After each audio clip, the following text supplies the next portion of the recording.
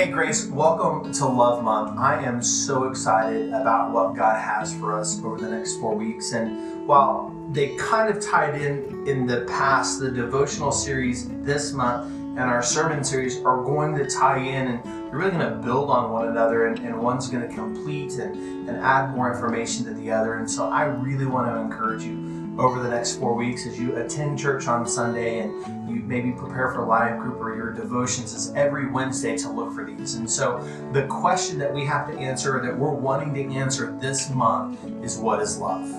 And man, immediately a ton of songs come to mind, right? I'm not going to sing any of them because I'm horrible, but you know what I'm talking. I mean, there's so many songs about love. There's so many books and movies and poems trying to describe what love is. And in fact, I would say that billions and trillions of dollars have been spent over the course of human history trying to define or in pursuit of what love actually is.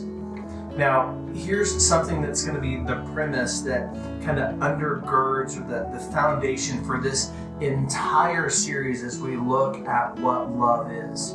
There's a lie that the enemy has sold humanity, and that lie is this: that if you're fully known, that you can't be fully loved. And so it's this idea that we have to block ourselves off. We have to put up walls around ourselves, because if anybody really knew who Jason was, they wouldn't fully be able to love me. And I'm here to tell you right now that is a lie straight from the pit of hell. There's nothing further from the truth, because God fully knows who you are, and He still loves you right where you're at. You don't have to clean yourself up. You don't have to make yourself pretty or dust yourself off or do any of those things or achieve anything. He loves you right where you're at. And so over the next 4 weeks, we're going to look at what love is. And in the Bible, there are actually three main words that are used for love. The first is agape, which is, that John 3:16, for God so loved the world. And it's also used for our love back to Him. And then there's storge, which is this familial love. This refers to a natural, instinctual affection that like a mother has for a child, or a husband and a wife have for one another. And then there's phileo, and phileo is that personal attachment. It's more of a matter of sentiment or feeling. Often phileo and agape are kind of similar in their idea, but there's a little bit of difference. Where phileo is chiefly a love of the heart, where agape is chiefly a love of the head or will.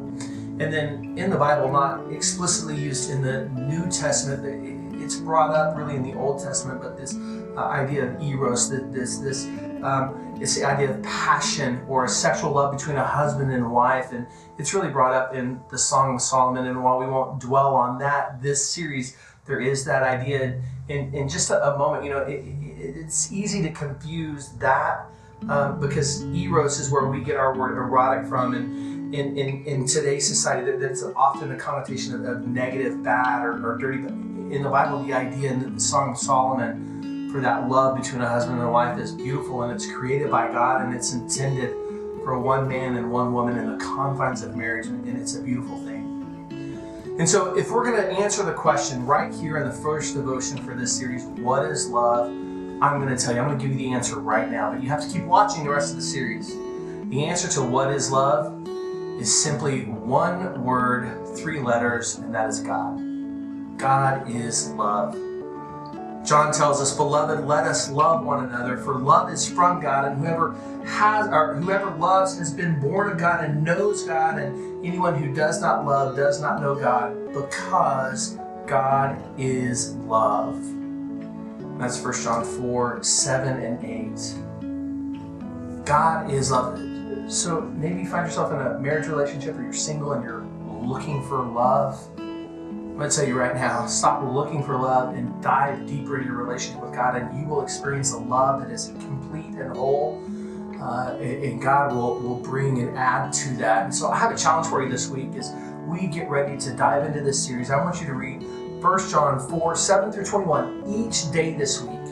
Meditate on God's Word, Ask Him to prepare your heart for the message on Sunday and for the devotion next week at church as we dive into this idea of what is love. I cannot wait to see you on Sunday at 10 o'clock. Have a great day.